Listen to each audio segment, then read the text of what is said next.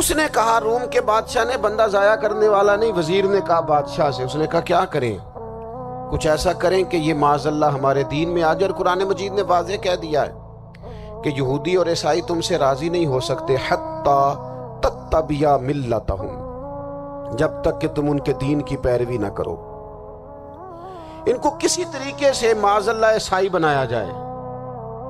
تو بادشاہ کہنے لگا دو تین چیزیں ہیں جس سے کوئی بندہ بھی خریدا جا سکتا ہے، کر لیتے ہیں بات۔ نبی پاک علیہ السلام کی جو محبت ہے نا، وہ انسان کے لیے زندگی کو آسان کر دیتی ہے۔ حضور سے پیار ہوتا ہے نا تو بندہ نفرت کرنی ویسے ہی چھوڑ دیتا ہے۔ حضور سے پیار کرتا ہے، ہرس ہوس لالچ ویسے ہی نکل جاتا ہے۔ جب حضور سے محبت ہو جاتی ہے، نماز پڑھنا، درگزر کرنا، درود شریف پڑھنا، قرآن پاک پڑھنا، دین کی خدمت کرنا، حتیٰ کہ جان دینا بھی آسان ہو جاتا ہے۔ نبی پاک علیہ الصلوۃ والسلام کی محبت انسان کو کبھی بھی پریشان نہیں ہونے دیتی، الجھنے نہیں دیتی، تازہ دم رکھتا ہے حضور کا پیار۔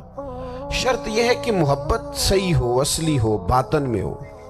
یہ آپ کے ذہن کے اندر کبھی بھی کسی بدبو کو نہیں آنے دے گی، طبیعت کو تازہ دم رکھے گی، سکون میں رہیں گی۔ لیکن نبی پاک علیہ السلام کی محبت کے کچھ تقاضے ہیں، ان تقاضوں کو سمجھنا پڑے گا۔ بالخصوص امت اس وقت جس جگہ پہ کھڑی ہے، آپ دیکھیں کہ اتنی بربریت اور اس جیتے جاگتے دیکھتے ماحول میں کہ جس میں ہر چیز کیمرے کی آنکھ دیکھ رہی ہے، اس میں اس قدر زیادہ اسرائیل کی جارحیت، اس کے جواب میں دو تین تازیانے ہیں وہ سمجھنے والے۔ ایک ہے کہ میں کوئی جذباتی بات کروں گا، آپ اس کی تائید کر دیں گے۔ ایک ہے کہ پہلوؤں پر غور کرنے کا وقت ہے کہ اتنے کٹھن ماحول میں بھی اگر مسلم امہ کے لیڈر بیدار نہیں ہو رہے تو آپ کو پس منظر سمجھنا پڑے گا کہ ہم نے نبی پاک کی محبت کے تقاضوں کو نہیں سمجھا۔ حضور سے محبت ہے نا تو پھر نبی پاک کو تو سادہ طرز زندگی پسند ہے، حضور کو تو پسند نہیں ہے۔ اللہ کے محبوب نے تو دعا مانگ کے فقیری لی اللہ تعالیٰ سے۔ آپ کو پتہ ہے جب بندہ بہت زیادہ آسانیوں میں چلا جاتا ہے، بہت زیادہ اس کے پاس سہولیات ہو جاتی ہے، اس کا مرنے کو دل نہیں کرتا۔ خود نبی پاک علیہ السلام نے فرمایا قیامت کے قریب کافر تم پر جھپٹیں گے جس طرح بھوکے لوگ کھانے پر جھپٹتے ہیں۔ حضور کیوں، ہم تھوڑے ہوں گے؟ فرمایا نہیں، تمہیں دنیا سے محبت ہو جائے گی اور موت تمہیں بری لگے گی۔ اتنے بڑے بڑے بنگلے، عالی شان محلات، کس کا چھوڑ کے مرنے کو جی چاہتا ہے معاذ اللہ۔ نبی پاک کی محبت کا تقاضا سمجھو، ایسا نہیں کہ وہاں دولت آئی نہیں۔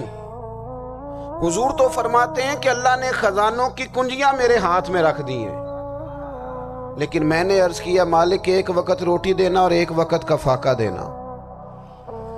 کنجیاں خزانوں کی اللہ نے دی۔ جب تک آپ اپنا طرز زندگی، یہ جو بہت دنیا کا پیار ہے نا، بہت زیادہ مرنے کی ہرس، یہ بہت زیادہ جینے کی ہرس، تو اللہ تعالیٰ نے قرآن پاک میں یہودیوں کا طریقہ بیان کیا کہ وہ کبھی مرنے کی تمنا نہیں کریں گے کیونکہ جینے کی ہرس رکھتے ہیں۔ نبی پاک علیہ السلام کے غلاموں، طرز زندگی جب تک سادہ نہیں ہوتا اور جب تک یہ دنیا کے جھمیلوں سے کسی کو دولت دے کر پیچھے کر دیا جاتا ہے، کسی کو عہدہ دے کر چپ کرا دیا جاتا ہے، کسی کو اقتدار دے کر چپ کرا دیا جاتا ہے، رسول اللہ صلی اللہ علیہ وسلم کے سچے غلام ان ایک بات کی سمجھ آ گئی تھی کہ ہمیں ہمارے رب نے کہا ہے قل ان کنتم تحبون اللہ فاتبعونی یحببکم اللہ۔ اے محبوب آپ ان سے فرما دیں اگر رب سے محبت کرنا چاہتے ہیں تو آپ کی پیروی کریں، اللہ خود ان سے محبت فرمائے گا۔ جب رب بھی ان کا ہو جائے گا، جب رب بھی ان کا کی محمد سے وفا تو نے تو ہم، یہ جہاں چیز ہے کیا، یہ لوح و قلم تیرے ہیں، اس کا کیا مطلب ہوا؟ لوح و قلم، قلم لکھتی ہے نا تقدیریں، مقدر فیصلے، تو لوح و قلم تیرے ہیں، اس کا مطلب یہ ہے کہ پھر رب کریم تیرے اوپر فضل کرے گا، اور وہ جن فیصلوں کی امت کو دیانت سے چاہت ہے، اللہ اپنے فضل سے وہ فیصلے فرمائے گا۔ جب تک زندگی حضور کی غلامی کی طرف نہیں جاتی، وہ اللہ تعالیٰ کی تائید نہیں پاتی۔ حضرت عبداللہ ابن حذافہ رضی اللہ تعالیٰ عنہ کو رومیوں نے قید کر لیا تھا، اور جب رومی آپ کو قید کر رہے تھے، پکڑ رہے تھے، جنگ میں کچھ موڑ ایسا آ گیا کہ بظاہر مسلمانوں کے قدم پیچھے ہٹ رہے تھے۔ 1000 آدمی نے، 100 آدمی نے مل کے آپ کے گرد گھیرا ڈالا اور بڑی مشکل سے آپ کو گرفتار کیا۔ جب بادشاہ کے سامنے لے گئے نا، تو بادشاہ سے اس کا سپہ سالار کہنے لگا کہ بندہ ضائع کرنے والا نہیں۔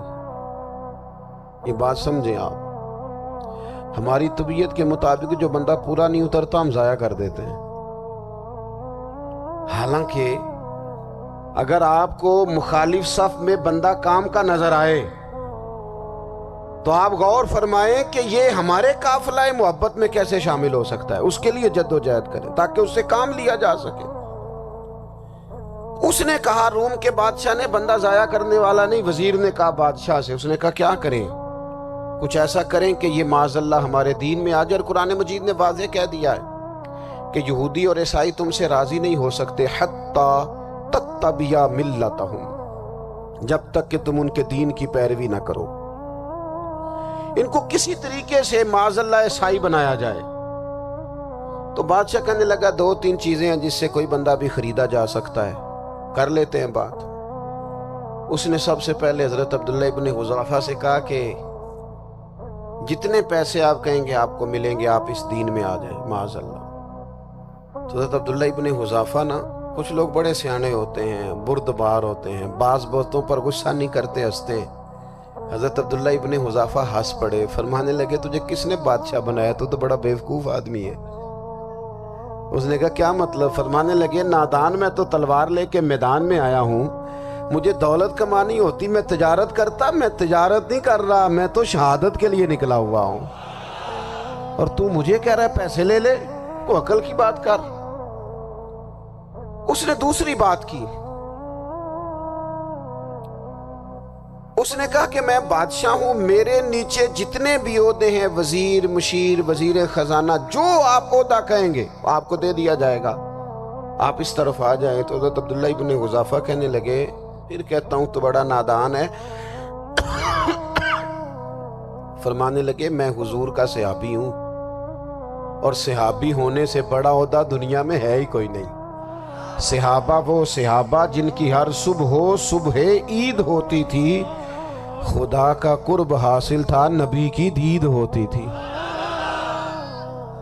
کہا تو مجھے لالچ دے رہا ہے۔ اب انہوں نے ایک نئی چال چلی۔ وزیر کہنے لگا کہ میں ایک اور طرح سے معاذ اللہ کوشش کرتا ہوں پگھلا دینے کی۔ آپ اندر کمرے میں قید تھے تو وہاں ایک خاتون کو بنا سوار کر بھیج دیا گیا۔ دوستو یاد رکھنا، تگڑا اور مضبوط جوان پتہ کون ہوتا ہے؟ جس کی نظریں پوری طرح اس کے کنٹرول میں ہوں۔ یہ علامت جوانی ہے۔ جس آدمی کا پوری طرح، 2 لوگ دنیا میں کبھی کوئی کارنامہ سر انجام نہیں دے سکتے، ایک جو حرام کھاتا ہو، ایک جس کی نظر ناپاک ہو۔ محمد بن قاسم جب یہاں آئے تھے نا،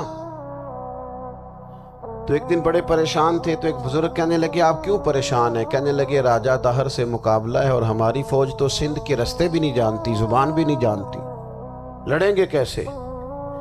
2-4 دن کے بعد ان بزرگوں کی دوبارہ محمد بن قاسم سے ملاقات ہوئی تو بڑے خوش تھے۔ کہا اب آپ کیوں خوش ہیں؟ کہنے لگے وہ میرا مقابلہ نہیں کر سکتا، میں نے تحقیق کر لی ہے۔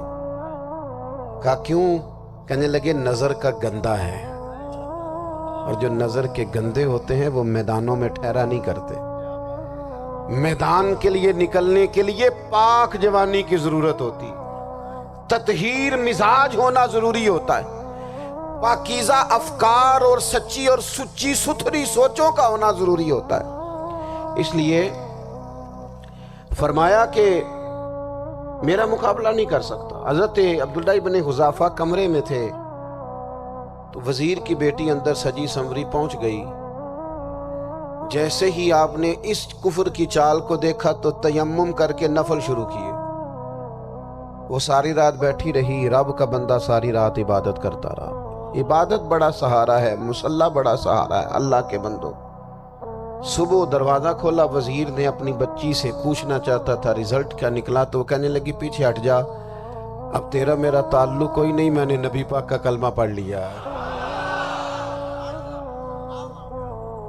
اس نے کہا میں نے بھی زمانہ دیکھا ہے، پر یہ کیا لوگ ہیں، کستوری کے بنے ہوئے، سندل سے دھلے ہوئے، کہ میں ساری رات کمرے میں رہی اور 100 اور 1000 آدمی جس جوان کا مقابلہ نہ کر سکے، اتنا طاقتور جوان کمرے میں رہا اور اسے نظر اٹھا کے نہ دیکھا. او کچا رنگے للاری والا جڑا چڑھدا تے لیندا رہندا ہے، اے عشق تیرے دا رنگ محمد چڑھیا پھر نہیں لیندا. میں کہا ایک دفعہ نظر اٹھا کے نہیں دیکھا، کمال ہو گئی. اتنے بڑے لوگ، اتنی بڑی سعادت مندی، فیروز بختی، معاملہ فہمی حد ہو گئی. اللہ اکبر. دوستو، بادشاہ جب پوری طرح ہار گیا نا، اس نے کہا مار دو. تیل گرم کیا ایک کڑاہی میں، اور جب آپ کو اس میں ڈالنے لگے تو آپ کی آنکھوں میں آنسو آ گئے. بادشاہ کا خیال ہوا شاید نرم ہو گئے ہیں. کہنے لگا روئے کیوں؟ فرمانے لگے سوچتا ہوں جان ہی ایک ہے، کتنا مزہ ہے اس کی راہ میں جان دینے کا، کتنی لذت ہے اس کے نام پر مرنے میں، کتنا لطف ہے. جے تو چڑھیا اتے دار بھی نہیں، تے جے تو وکیا عشق بازار بھی نہیں، تے ایڈا سستا سودا پیار بھی نہیں، تے ایڈا سستا لبدا یار بھی نہیں. کئی جنگل گانے پیندے نی، کئی دوزخ لنگنے پیندے نی، جے وہ اس ملوں بھی مل جاوے، ایدوں سستا ہور بپار بھی نہیں. تے کچھ سمجھ نہ آوے لوکاں نوں وہ کادے نال شہید کرے، ڈٹھی یار دے ہاتھ تلوار بھی نہیں، پر او دا خالی جاندا وار بھی نہیں. کہنے لگے ایک جان ہے نا، تو دل کرتا ہے ہزاروں ہوتی تو ایک ایک کر کے محبوب کے نام پہ قربان کرتا. جب میرے پاس ہے ہی ایک، کروں کیا؟ حضرت عبداللہ ابن حذافہ رضی اللہ تعالیٰ عنہ جب روئے اور بادشاہ نے یہ بات سنی تو بادشاہ اٹھ کے کھڑا ہو گیا. سارے وزیروں مشیروں کو کہنے لگا تم نے کہا تھا نا بندہ ضائع کرنے والا نہیں، یہ بھی ضائع کرنے والا نہیں. کہنے لگا میرا ماتھا چومو، تم جیسے لوگوں کو قتل نہیں کرنا چاہیے، آزاد کرنا چاہیے. عزیز، اپنی زندگی سے نا یہ بہت زیادہ ہرس، ہوس، طمع، اور یہ کسی بات کی بھی ہو، ہرس صرف پیسوں کی نہیں ہوتی، شہرت کی بھی ہوتی ہے. یہ بیماری انسان کو اقتدار کی بھی ہوتی ہے، تعریف کی بھی بیماری ہوتی ہے. یہ سارے نقص ہوتے ہیں لوگوں کو، اور معاذ اللہ بعض جبوں کبوں کے اندر بھی ہوتے ہیں، وہاں بھی پنپتے ہیں. اپنی زندگی جب تک اس سادگی میں نہیں لاؤ گے جو رسول پاک نے عطا فرمائی ہے. جب لوگ آسانیوں میں پوری طرح الجھ گئے تو پھر وہ دور ہوئے اور کفر چڑھ گیا. دوسری بات، اللہ کے محبوب صلی اللہ تعالی علیہ وسلم کی محبت ہم سے تقاضا کرتی ہے کہ ہم اس مشن کے لیے کام کریں جس مشن کے لیے رسول پاک نے کام فرمایا ہے. ہم سارے کام بڑی مضبوطی سے، سوچ سمجھ کے، تدبر سے، حکمت سے، تقاضوں کو مد نظر رکھتے ہوئے کرتے ہیں. سارے کام، دین کے کام میں ہمارا مزاج نہیں ہوتا. او ہو جائے گا جی، آپ بسم اللہ پڑھیں جی، شروع کریں جی. آپ تقاضوں کو سمجھیں، چیزوں کو دبائیں نہیں، چیزوں پر غور کریں. کسی کے ذہن کی سطح پر سوال ابھرتا ہے، اس کا تسلی بخش جواب دیں. اپنی زندگی میں دین کے کام کے لیے اپنے آپ کو وقف کریں. اور دین کے کام کے بہت سارے پہلو ہیں. ہزاروں لوگوں کو قرآن پاک ٹھیک پڑھنا نہیں آتا، ہزارہا لوگ ہیں جو قرآن مجید کے مطالب سے آگاہ نہیں ہیں. دین کی بنیادی ضروریات سے لوگ نابلد ہیں. میں آپ کو کس طرح یہ بات سمجھاؤں کہ ہزاروں کی تعداد میں طلاقیں اس لیے ہوتی ہیں کہ مردوں کو طلاق کے مسئلے نہیں آتے. انہیں پتہ نہیں ہے کہ مجھے حقوق زوجین کے معاملے میں کیسے چلنا ہے. ڈھیر سارے گھروں میں تباہی اس لیے ہے کہ تربیت اولاد کا دینی منہج ہمیں نہیں پتا۔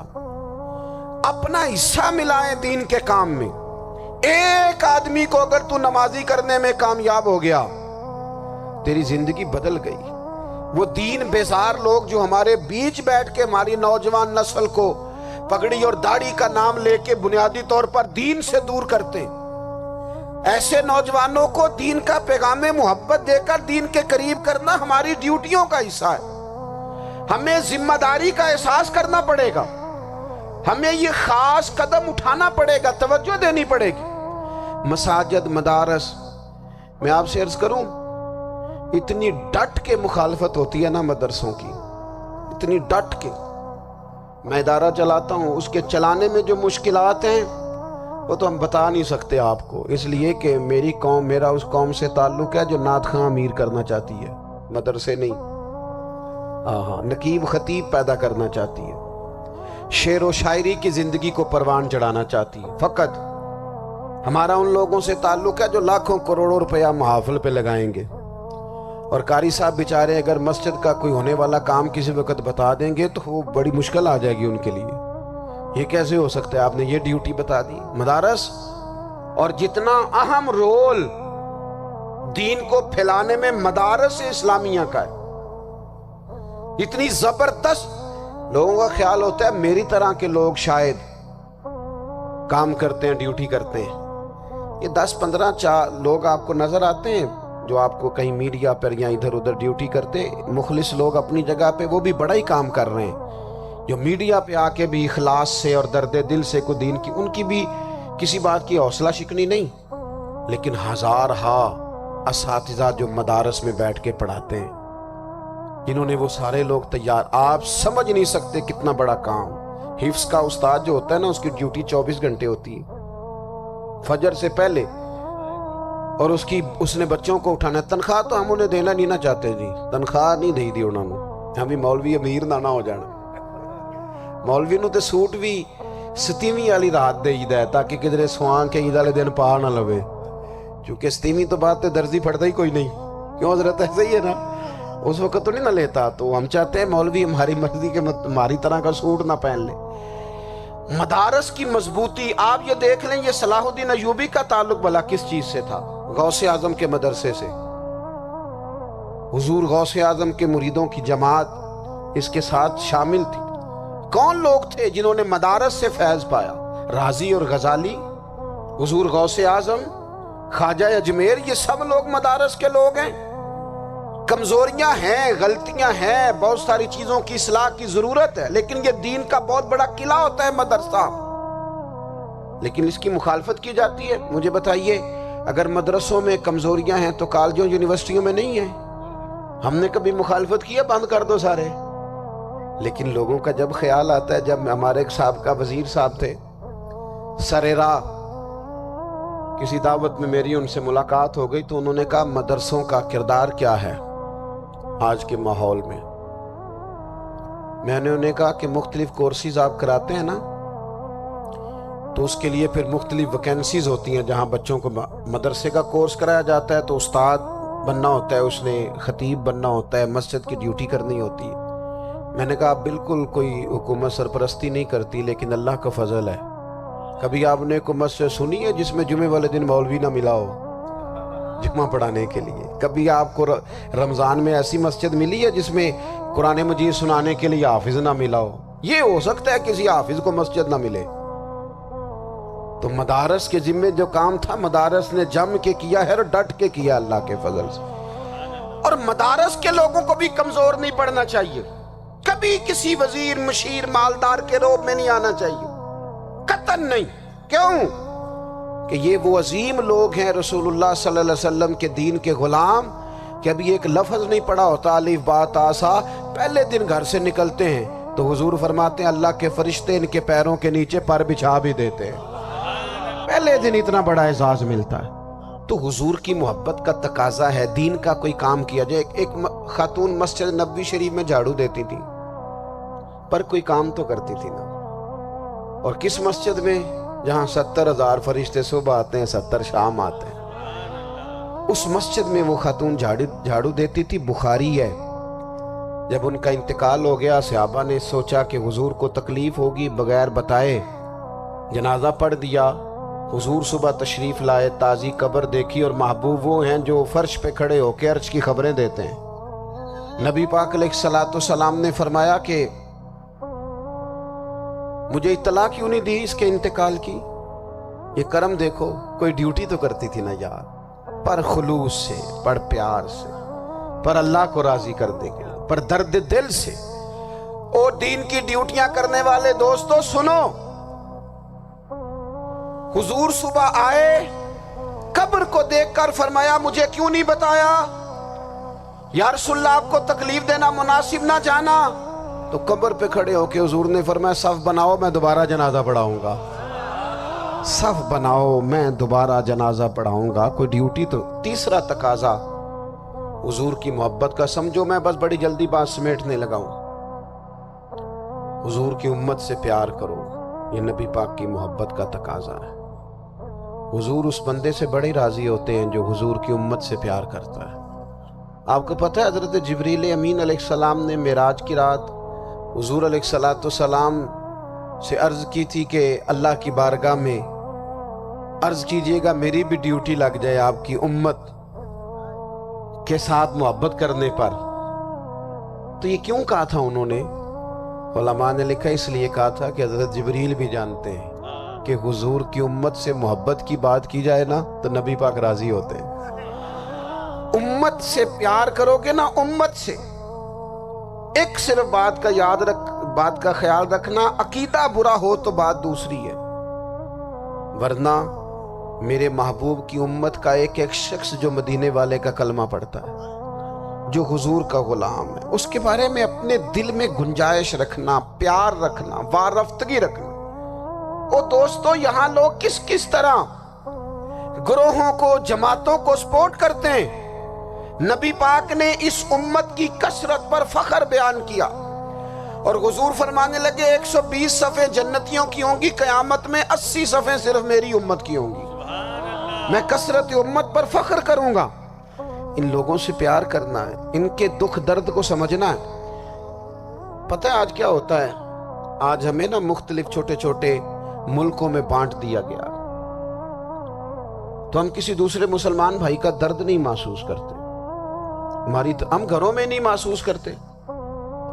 پڑوسی پر ظلم ہو رہا ہو تو ہم کہنے پتر ساڈا نہیں مسئلہ، یہودا مسئلہ ہے، تینوں کی لگے۔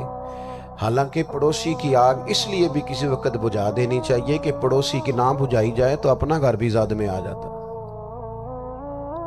آج امت مسلمہ سے ہمیں بس لگا دیا گیا اپنے حصے کی روٹی کماؤ، اپنے حصے کی کوٹھی بناؤ، اپنے حصے کی گاڑی خریدو، اپنے حصے کا کام کرو۔ امت کا درد، امت کی بات، وحدت امت کا تصور، امت کا دوبارہ سے وہ شان ارسل رسولہ بالہدی ودین الحق لیظہرہ علی الدین کلہ، وہ تصور کب ہوگا؟ اس وقت ہوگا جب ہم بات امت کی کریں گے۔ نبی پاک علیہ السلام نے فرمایا مسلمان کی مثال ایک جسم کی طرح ہے، جسم کے ایک حصے کو تکلیف ہو تو سارا آزمائش میں آ جاتا ہے۔ مجھے بتاؤ یہ انگلی درد کرتی ہو، یہ انگلی جسم کا حصہ ہے نا، تو میرا خیال ہے دماغ یہ کہہ دے گا کہ انگلی کی درد ہے نا مینوں کی لگے، دل کہہ دے گا کوئی نہیں ٹینشن لینے، انگلی کا مسئلہ ہے نا۔ ایسا نہیں ہوتا، بلکہ جب انگلی میں درد ہوتی ہے تو دماغ منصوبہ بندی کرتا ہے کہ اس کا علاج کیسے ہو سکتا ہے، دل پریشان ہوتا ہے، پیر چل کے جاتے، ہاتھ وہ دوائی وصول کرتے، دانت اسے چبا کر، حلق اسے نگل کر، معدہ اسے ذخیرہ کر کے جسم میں پھیلاتا ہے، پھر جا کے انگلی شفا پذیر ہوتی ہے۔ ایک حصے کو درد ہو تو سارا حصہ کام پہ لگ جاتا ہے۔ اسرائیل اگر تکلیف دے رہا ہے فلسطینیوں کو تو ہونا چاہیے تھا نا بعض مسلمان حکمرانوں کو نیند نہ آتی، وہ درد دل محسوس کرتے۔ ہونا چاہیے تھا نا کہ بعض لوگ یہاں ہم کیا کرتے ہیں بھلا بیٹھ کے، اب تو مجھے بعض چیزوں سے کوفت بھی ہونے لگا، ہم دیتے ہیں بیان، مذمت۔ آپ کے بیان دینے سے کیا ہوگا؟ فلانے نے بھی بیان دے دیا، فلانے نے بھی کلپ دے دیا، یہ کیا کر رہے ہیں؟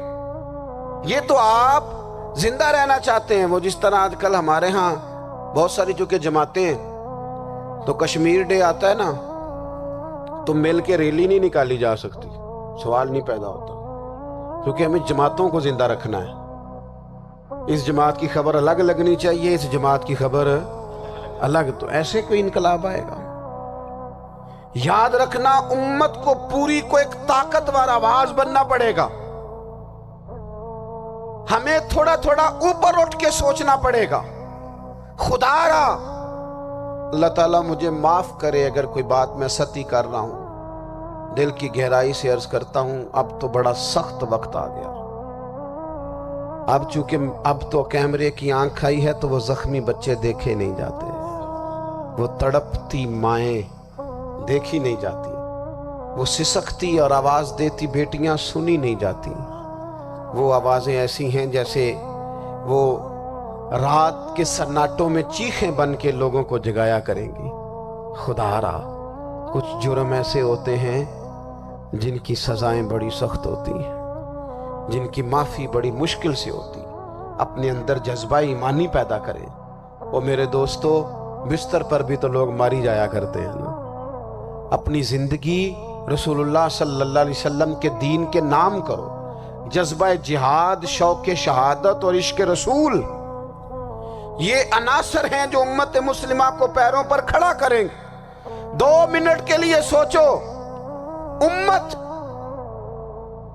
اگر اسی طرح کٹتی رہی, پریشان رہی, دکھتی رہی اور باری باری کر کے, اقبال نے کیا کہا تھا؟ اس نے کہا تھا وطنوں میں, انہوں نے کہا تھا کہ ان تازہ خداؤں میں بڑا سب سے وطن ہے, جو پیرہن اس کا ہے وہ مذہب کا کفن ہے. تو اقبال ہم کیا کریں؟ کہنے لگے بازو تیرا توحید کی قوت سے قوی ہے, اسلام تیرا دیس ہے, کیونکہ تو مصطفی ہے.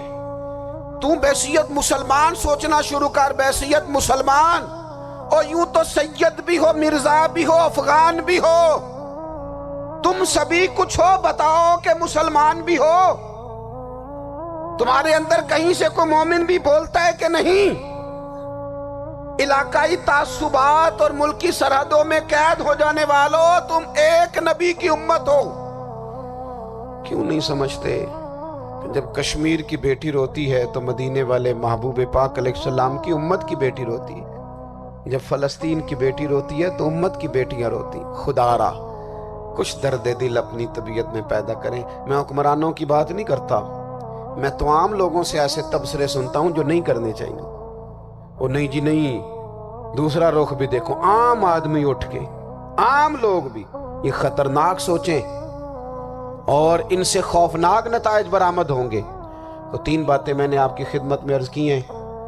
ایک تو کوشش کریں اپنی زندگی کے اندر کہ زندگی کو سادہ کریں. پیسہ ضرور کمائیں لیکن پیسے سے پیار نہ کرو, پیار تو مدینے والے رسول سے کرنا. دولتیں, ہرس, ہوس, طمع, ان سے باہر آؤ. اور دوسری گزارش آپ کی خدمت میں یہ عرض کی ہے, کچھ نہ کچھ دین کا کام, اور اس میں بھی شہرتوں سے بچتے ہوئے, تصویروں سے بچتے ہوئے. میں ہر محفل میں شاید کہتا ہوں میری فوٹو آ رہی ہے اور لائیو آ رہا ہے اور فلاں ہو رہا ہے, لیکن اس محفل کا خوبصورت انسان وہ ہے جو سب سے پیچھے بیٹھا ہے. وہ کسی فوٹو کے لیے نہیں آیا. اور میں ڈھیر سارے لوگ دیکھ رہا ہوں, یہ جو آگے بیٹھ جاتے ہیں بعض اوقات 5, 7, 10 لوگ, یہ بڑی تصویر سازی کرتے ہیں, لیکن جو پیچھے بیٹھے ہوتے ہیں, جو پیچھے بیٹھے ہوتے ہیں ان کی کوئی فوٹو نہیں آتی. اور میں نے بہت سارے لوگوں کو دیکھا ہے کبھی موبائل کو ہاتھ بھی نہیں لگاتے, لیکن جن کے لیے آئے ہیں انہیں تو پتہ ہے نا کون کون آیا ہے. اور کچھ دین کے لیے کریں. اور تیسری گزارش آپ کی خدمت میں یہ ہے کہ امت بن کر بھی ضرور سوچیں اور امت کے دکھوں کا مداوع بھی کریں, اور امت مسلمہ کا درد بھی اپنے سینے میں ضرور محسوس کریں. اللہ تعالی ہماری اس بزم کو. یہ ایک بات اور سن لیں جی, نبی پاک علیہ الصلوۃ والسلام نے ارشاد فرمایا, لائیں جی, حضور سید عالم علیہ الصلوۃ والسلام نے ارشاد فرمایا کہ جب تک بندہ اللہ کے بندوں کی مدد میں رہتا ہے نا, اللہ بھی اس کی مدد کرتا رہتا ہے. یعنی اگر آپ امت کے لیے سوچتے ہیں, کوئی امت کے لیے فکر پیدا کرتے ہیں, کچھ امت کی سوچیں لاتے ہیں, تو اللہ بھی مدد فرمائے گا. اور یہ بات اچھی طرح یاد رکھیں, جب بھی بندہ کوئی ایسا کام کرتا ہے نا جو خالص اللہ کی رضا کے لیے ہو تو رب کی مدد ضرور آتی ہے۔ وَلَقَدْ نَصَرَكُمُ اللَّهُ بِبَدْرٍ وَأَنْتُمْ أَذِلَّةٌ، تو یہ کام کریں گے تو اللہ کی مدد بھی آئے گی، اللہ توفیق عطا فرمائے۔ وَمَا عَلَيْنَا إِلَّا الْبَلَاغُ۔ تو حضور نے فرمایا اگر اپنے بچوں کے لیے رزق حلال کمانے نکلا ہے پھر بھی اللہ کے راستے میں ہی ہے، اور اگر اس لیے نکلا ہوا ہے کہ کسی کے سامنے ہاتھ نہ پھیلانا پڑے تو پھر بھی یہ اللہ کے راستے میں ہی ہے۔ اور فرمایا اگر اس لیے نکلا ہے کہ اپنے بہن بھائی بال بچے ماں باپ دوست احباب کے ساتھ خیر کرے گا تو پھر بھی اللہ کے راستے میں، یعنی بظاہر وہ کام جنہیں لوگ دنیا کا کام سمجھتے ہیں اگر اس میں بھی رضا الہی شامل کر لی جائے تو وہ کام دین بن جاتا ہے، اور اگر جس کام کو لوگ دینی کام سمجھ کے کریں لیکن اس میں تصنع آ جائے، بناوٹ آ جائے، لوگوں کو ذرا پتہ چل جائے، ذرا میری بھی فوٹو آ جائے، ذرا میرا بھی نام ہو جائے، تو آپ نے دینی کام نہیں کیا یا آپ نے دنیا داری کی۔ تو اپنی زندگی میں اخلاص، میں اکثر دوستوں سے کہتا ہوں کہ میاں بیوی بھوک میں بھی گزارا کر لیتے ہیں، تھوڑی وسائل میں بھی زندگی گزر جاتی ہے، شرط یہ کہ ایک دوسرے کے ساتھ مخلص ہوں۔ لیکن اگر خاتون کو پتہ چلے کہ میرے ساتھ مخلص نہیں ہے اور خامد کو پتہ چلے کہ میرے ساتھ مخلص نہیں ہے تو وہ گھر نہیں چلتا۔ تو اگر اخلاص نہ ہو تو ایک گھر نہیں چلتا تو پورا دین کیسے چلے گا؟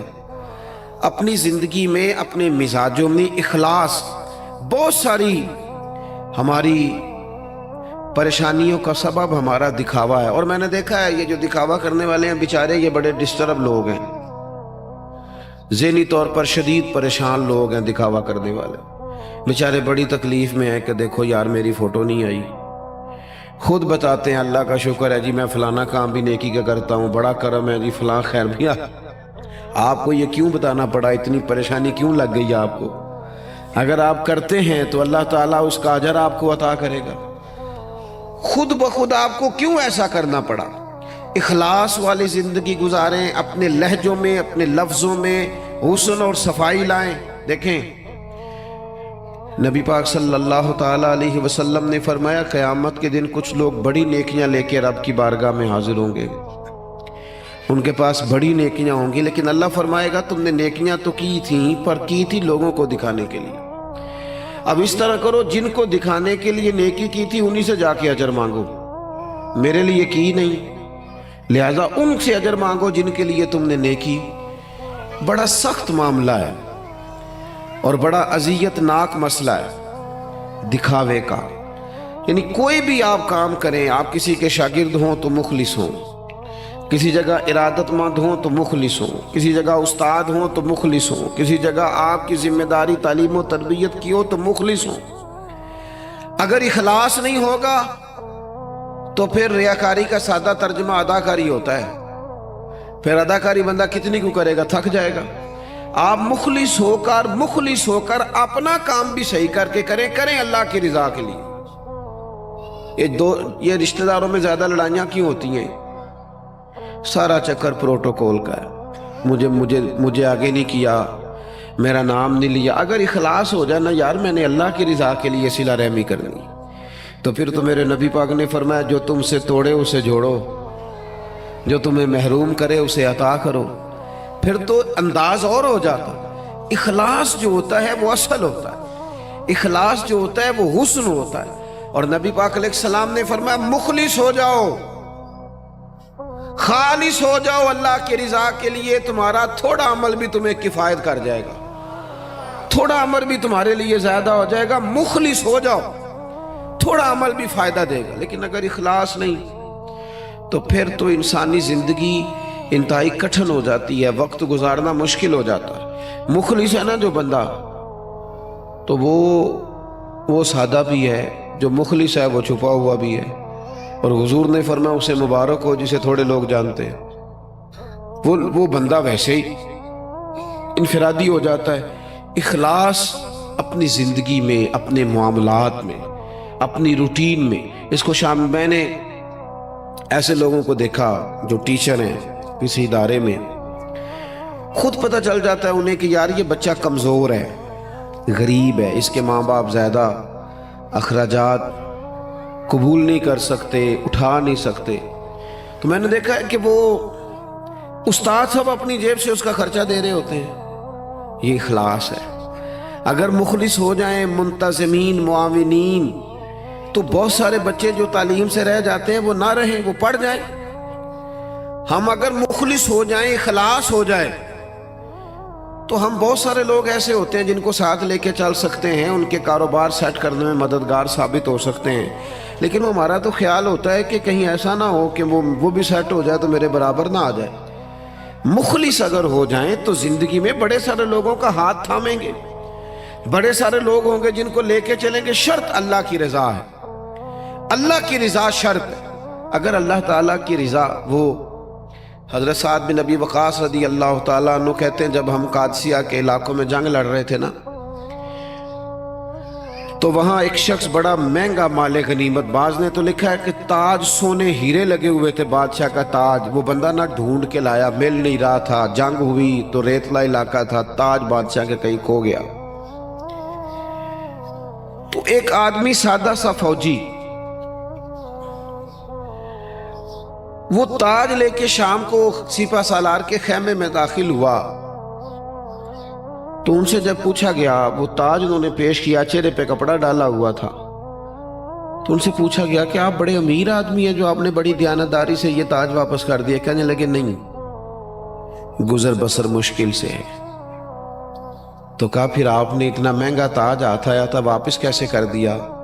کہنے لگے میں نے اپنے رب کو راضی کرنا ہے، دیانتداری اللہ کی رضا کے لیے دکھائی۔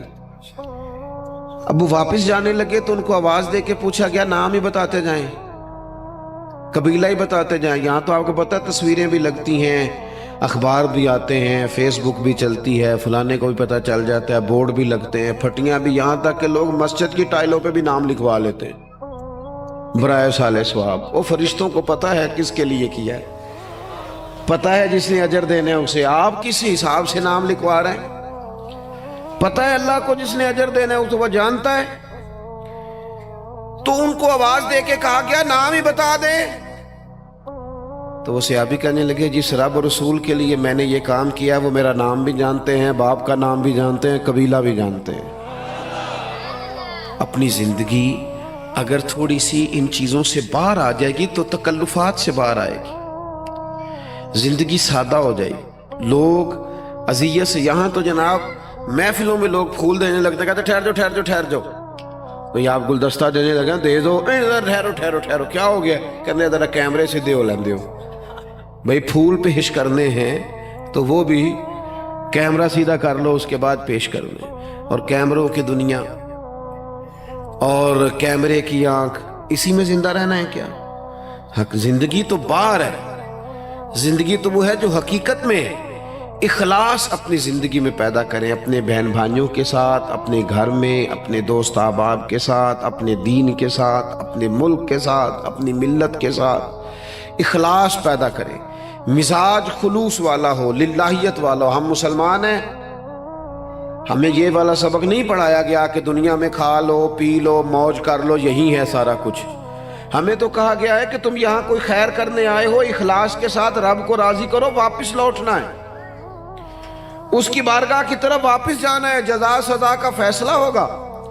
لہذا یہاں کوئی خیر کا کام کرنے آئے ہیں، یہاں طے شدہ بات ہے کہ کوئی پکا رہنے کے لیے نہیں آیا، سب نے لوٹنا، تو اپنے لوٹنے کی تیاری کرے۔ اس کے لیے شرط اخلاص ہے، اس کے لیے شرط مخلص ہونا ہے۔ بڑے سارے غریب لوگ ایسے ہیں جنہوں نے اب اپنے دکھ نہیں وہ بتاتے، انہوں نے چھوڑ دیے۔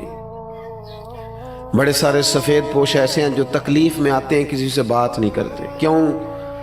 انٹرویو بڑا لمبا دینا پڑتا ہے، کاغذات ہی بڑے دکھانے پڑتے ہیں، پوچھ ہی بہت گہری ہوتی ہے، تفصیلات ہی بڑی دینی پڑتی ہیں۔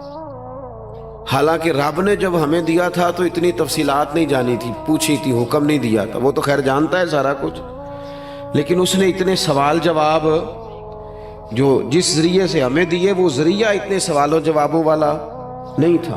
ہم جب لیتے ہیں تو پھر ماحول اور ہوتا ہے، اور جب دینا پڑتا ہے تو حالانکہ وہ کہتا ہے وَمِمَّا رَزَقْنَاهُمْ يُنْفِقُونَ، اس میں سے خرچ کر جو میں نے تجھے دیا ہے، دیا ہی میں نے، اب اس میں سے دے۔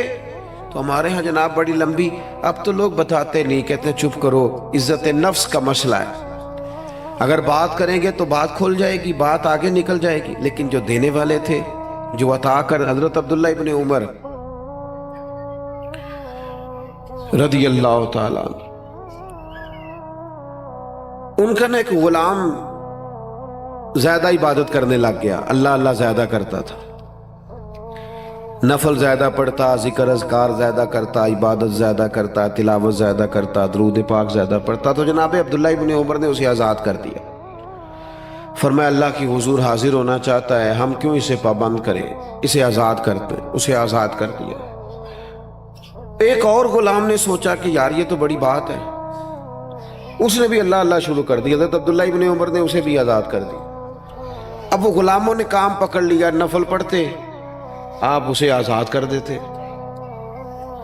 ایک دن آپ کے بیٹے کہنے لگے بابا جان یہ آپ کو دھوکہ دیتے ہیں، بعد میں پتہ نہیں پانچوں بھی پڑھتے ہیں کہ نہیں، آپ کے سامنے یہ نفل پڑھتے ہیں، بڑے سجدے کرتے ہیں، آپ آزاد کر دیتے ہیں، آزادی کے بعد پتہ نہیں کیا کرتے ہوں گے، دھوکہ دیتے ہیں۔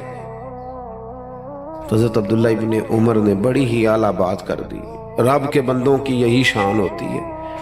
فرمانے لگے یہ مجھے رب کے نام پہ دھوکہ دیتے ہیں، میں تیار ہوں دھوکہ کھانے کے لیے، اس نام پر میں دھوکہ کھانے کو، یہاں لوگ بڑے بڑے ناموں پہ دھوکے نہیں کھاتے، تیرا پلاٹ مہنگا بیچ دوں گا، لوگ دھوکہ کھا نہیں جاتے، تو جمع کرا تیرے 100 کے 250 ہو جائیں گے، کھاتے نہیں، دولت کے نام پہ تو دھوکے کھاتے ہیں نا، لوگ اقتدار کے نام پر بھی تو دھوکے کھاتے ہیں نا۔ تو کہا اگر اللہ کا نام لے کر یہ مجھے دھوکہ دینا چاہتے ہیں تو میں دھوکہ کھانے کو تیار ہوں۔ اخلاص پیدا کریں زندگی کے اندر، للہیت پیدا۔ آپ اتنے سارے لوگ آئے ہیں،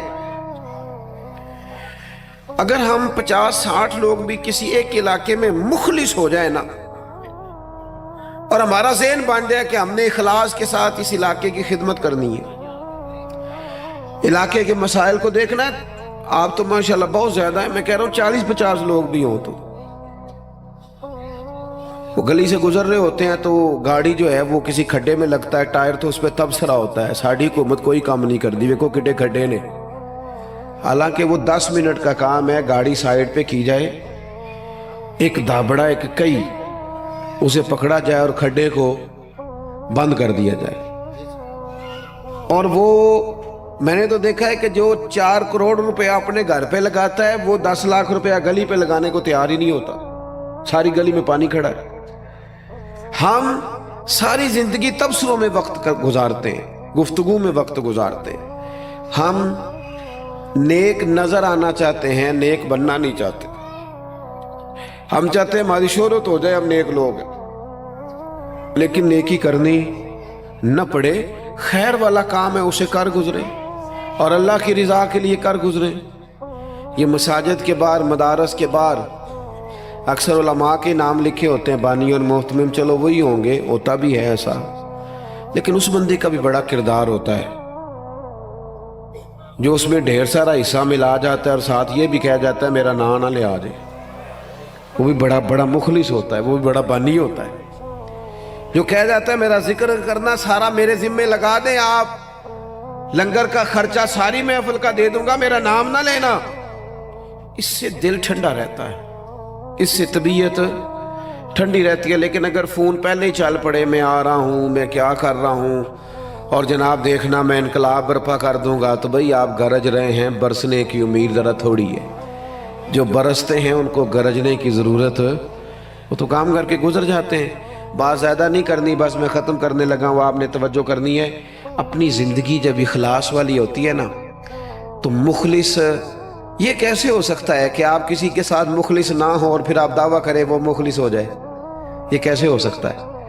آپ پہلے مخلص بنے، پھر باقی لوگ بھی آپ کے ساتھ مخلص ہو جائیں گے۔ ہم چاہتے ہیں ساری دنیا میرے ساتھ مخلص رہے۔ وہ امام غزالی رحمت اللہ علیہ سے پوچھا ایک شخص نے کہ مخلص دوست نہیں ملتا، تو فرمانے لگے چل تو ہی مخلص ہو جا، تو ہی مخلص ہو جا۔ ہم یہ چاہتے ہیں میرے ساتھ سارے لوگ سچ بولیں اور میں کسی کے ساتھ بھی سچ، تو یہ ہو نہیں نہ سکتا۔ مجھے ہر دکان سے سودا خالص ملے اور جو میں بیچ رہا ہوں وہ میں خالص، تو بھئی ایسے ہوتا نہیں نا، یہ تو ممکن نہیں نا۔ تو اپنی زندگی میں اخلاص، امام ابو نعیم کہتے ہیں کہ ایک 100 گھر تھا پورا مدینہ شریف میں، تھوڑی سی آبادی ہوتی تھی، 100 گھر تھا جس میں 2 وقت کھانا بھی ملتا تھا، کپڑے بھی بچوں کے، دیگر اخراجات بھی، 100 گھر کو، اور سالوں ملتا رہا پر پتہ نہیں تھا کون دے جاتا ہے۔ سالوں وہ کھانا پانی بچوں کے خرچے آتے رہے پر پتہ نہیں تھا دے کے کون جاتا ہے۔ پھر اچانک ایک دن ایسا آیا کہ وہ کھانا بھی آنا بند ہوا، وہ ساری چیزیں بند ہوئی، لوگ پریشان ہوئے، ڈسٹرب ہوئے، تکلیف بڑھی، ایک دوسرے سے پوچھنے لگے تیرے گھر بھی نہیں آ رہا؟ اس نے کہا نہیں آ رہا۔ تیرے گھر 100 تو گھر تھا۔ پھر کہا پتہ کرو کب سے نہیں آ رہا، تو پتہ چلا 18 محرم سے میرے گھر نہیں آیا لنگر۔ 18 گھر سے وہ کہنے لگا 18 محرم سے میرے گھر بھی نہیں آیا۔ وہ جب غریبوں نے تاریخیں ملائیں 100 گھروں نے، تو 18 محرم سے ہی لنگر بند ہوا۔ پتہ کرو 18 محرم کو کیا ہوا، تو پتہ چلا 18 محرم کو امام زین العابدین کا انتقال ہوا۔ 18 محرم کو امام صاحب کا وصال ہوا۔ وہ 100 گھروں میں کھانا پہنچاتے تھے، خرچہ اٹھاتے تھے، چہرے پہ کپڑا پہن کے رکھتے تھے، کوئی پوچھتا آپ کون ہے تو ناراض ہو جاتے تھے۔ انہوں نے خدمت کی اخلاص سے، لیکن پھر حالت یہ ہو گئی کہ لوگ ان کو جانتے تھے، یاد کرتے تھے، ان کے لیے روتے تھے۔ اپنی زندگی اخلاص والی کریں، اس میں للہیت پیدا کریں۔ آپ تھوڑا کام کریں لیکن ریاکاری سے، تسنع سے۔ میں تو دیکھتا ہوں، بڑی مہربانی جی بات سنیں، کیا مسئلہ ہو گیا؟ اطمینان سے سارے دوست تشریف، اللہ آپ کو لمبی زندگی صحت والی دے۔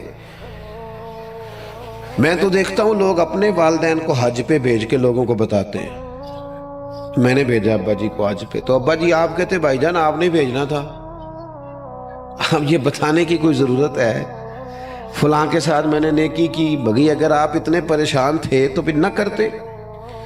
یہ چیزیں آزمائش میں ڈال دیتی ہیں، اپنے تکلیف میں آ جاتے ہیں، یار یہ نام لے رہا ہے۔ وہ ہمارے ایک جگہ ختم شریف تھا، تو میں ایک جگہ حاضر ہوا اصالہ ثواب کی تقریب میں، تو وہ کہنے لگے یہ آپ نے جب دعا مانگنی ہے نا ختم شریف پہ، تو یہ بھی بتانا ہے کہ 50,000 روپے ہم نے مسجد میں دیا ہے، اور یہ اتنا اتنا کچھ جو ہے وہ ہم نے اور بھی خدمات کی ہیں، یہ والد صاحب کے لیے نا ذرا بول دیجئے گا۔ تو میں نے انہیں کہا ٹھیک ہے، دعا مانگ دی، میں نے کہا جو پڑھا پڑھایا ہے۔ وہ بعد میں مجھ سے کہنے لگے آپ نے بتایا نہیں۔ میں کہا کنوں دسنا سارے؟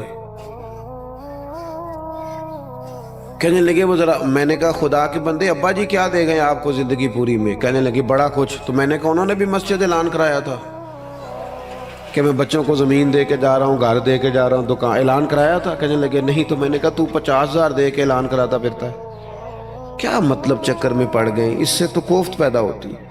اپنی زندگی اخلاص والی کرنی ہے، اس میں للہیت پیدا کرنی ہے، اور کوشش کریں کہ عمل ضرور کوئی نہ کوئی کریں۔ 3 باتیں میں نے آپ سے کرنی ہیں آخر میں، اور ان پر آپ نے عمل کرنا ہے، کریں گے انشاءاللہ تعالی۔ ایک تو کچھ نفل نماز گھر میں پڑھا کریں، یہ ضروری ہے گھر کے ماحول کو درست رکھنے کے لیے۔ 10 نفل، 8 نفل، 6 نفل، کچھ نہ کچھ نفل نماز گھر میں ضرور ادا کریں، اس سے گھر میں برکت بھی ہوگی۔ اور حضور نے فرمایا اپنے گھر کو قبرستان نہ بناؤ، کچھ نماز گھر میں بھی پڑھا کرو۔ دوسرا، کچھ قرآن مجید کی تلاوت گھر میں ضرور کرنی ہے، یہ اپنا ذوق بنائیں۔ بچوں کو بار بار کہنے سے نہ کہ قرآن پڑھو تو وہ کوئی نہیں پڑھتے، آپ کھول لیں انشاءاللہ وہ بھی پڑھیں گے، آپ پڑھیں وہ بھی پڑھیں گے۔ اور تیسری بات یہ کہ گھر میں نا میرے نبی پاک علیہ السلام کا ذکر ضرور کریں، روز حضور کی سیرت کی کوئی بات سنا دیں، کوئی حدیث پاک سنا دیں۔ کچھ نہ ہو سکے تو بچوں سے کہیں پتر کو نعت شریف تو سنا تھوڑی سی، اپنے بچوں سے۔ اپنے گھر میں ذکر رسول کا مزاج بنائیں، اپنی طبیعت میں حضور کے تذکروں کو پیدا کریں ماحول میں۔ نتیجہ کیا ہوگا؟ اس کا نتیجہ یہ ہوگا کہ ہمارے گھروں میں راحت آئے گی، گھروں میں سکون ہوگا، گھر کے اندر للہیت پیدا ہوگی، گھر کے ماحول میں آپ دیکھیں گے کہ ایک الگ سے خوبصورتی پیدا ہو گئی ہے۔ اپنی زندگی میں بہت سارا اخلاص پیدا کریں، بہت ساری للہیت، کوئی بھی خیر کا کام کریں تو تسنع سے، بناوٹ سے، ریاکاری سے اپنے آپ کو بچائیں۔ میرے رسول پاک صلی اللہ علیہ وسلم نے لوگوں کو خالص کر دیا، اتنا خالص کر دیا، اتنا خالص کر دیا کہ مکے سے جب ہجرت کر کے لوگ مدینے آئے تو مدینے والوں نے آدھی جائیدادیں بانٹ کے دے دی۔ सगे भाई को नहीं दी जा सकती। लोग लड़ाइयाँ करते हैं, कार्नर वाली जगह मेरी तो फलानी मेरी। उन्होंने क्यों दे दी? वो मुखलिस बड़े थे, उनमें लिल्लाही, और उन्हें दे के तकलीफ कोई नहीं हुई, उन्हें दे के राहत हुई, उन्हें सुकून मिला, उनके दिल ठंडे हुए। क्यों? कि वो मुखलिस थे। अल्लाह की बारगाह में दुआ करता हूँ, कुछ दिनों से तबीयत ठीक नहीं है, ख्याल था कि वादे किए हुए हैं तो ये सारे पूरे कर दिए जाएं, इसलिए कुछ बात आपसे हो गई। अल्लाह ताला आपको बहुत सा सिला अता करे और बंदोबस्त करने वालों, कोशिश करने वालों को अल्लाह बेहतर जज़ा अता करे। वमा अलैना इल्लल बलागुल मुबीन। महफिल तो जारी रहेगी ना जी? नहीं, महफिल जारी है ना जी? बस ठीक है, आप नाज़ शरीफ पढ़।